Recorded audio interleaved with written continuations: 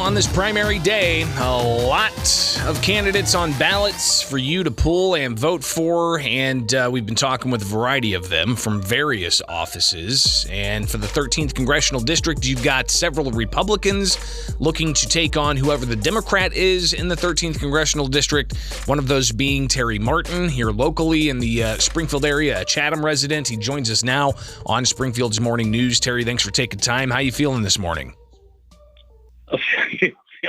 Feeling good, and thanks for having me, Greg. I appreciate it. Absolutely. So what do you think voters are heading to the polls for?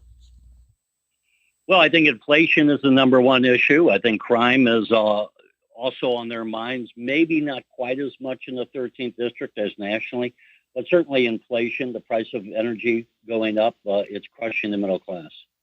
So inflation is the chief issue, and the cost of goods and the kitchen table issues, those are the chief issues that you see voters going to the polls for. It is, and the majority of the inflation, I would argue, is coming from the Biden policies on energy, their anti-fossil fuel policies, and this is just, to my way of thinking, it's crazy. We can't replace fossil fuels with wind and solar. It's just not doable, and we don't have time to get into why that is.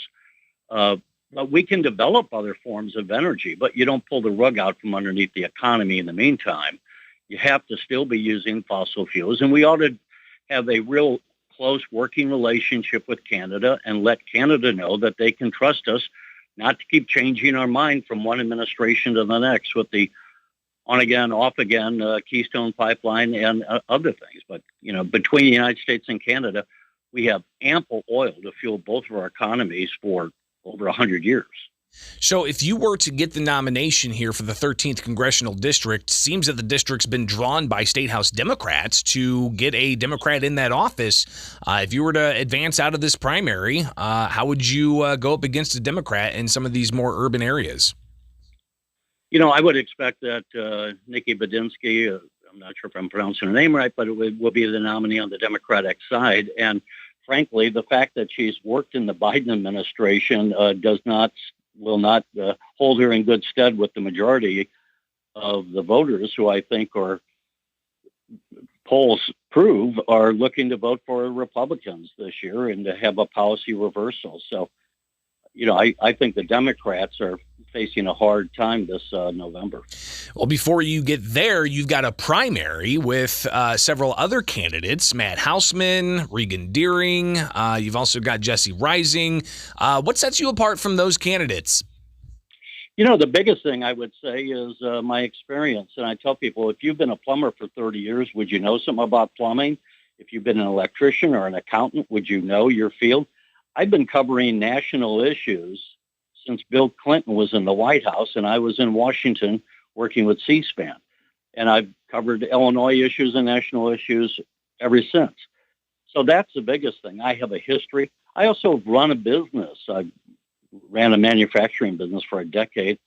I know how the markets work. So I would say overall I'm more experienced in a broad array of fields, and that's really where I can see the issues and understand the issues because of that experience. Of course, in campaigns, money is an issue. You've got endorsements as well. It seems a lot of the other candidates stacking up those funds with ads playing and whatnot. Tell us about how you fared when it comes to endorsements and campaign finances. I did get endorsed by the Illinois Family Action, I should say. I didn't really pursue a whole lot. I don't know that a lot of people vote because someone else said they like somebody.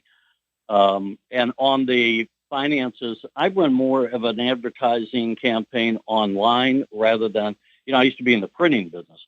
But I think the way we're running campaigns is kind of the same way it used to be in the year 2000. I think a lot of people are not necessarily looking at ads on television anymore. We know by stats that they're more on their phones, they're more on their laptops. So anyway, I'm running a much leaner campaign. If I am the nominee, well then, we're going to go out and really hit it hard. I would argue my sense is that even today on voting day, a lot of Republicans in the 13th district are still probably undecided between the four candidates because none of us have run before and none of us have a real high name recognition factor. And it's a new district. It's a new district that I think a lot of people don't necessarily realize they're in, and they might find out when they head to the polls. Your closing statements, Terry. Well, one thing I think that I have proposed, and a lot of people haven't yet picked up on it, is to have a homeowners protection act, and so that our homes won't be having an increase in property taxes about once every 4 years, and then have that limited to 8%.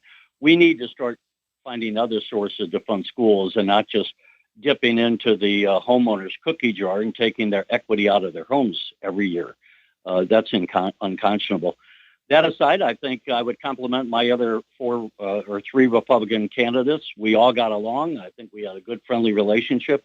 And I think the civil way that we ran this campaign ought to be a model for others instead of the mudslinging.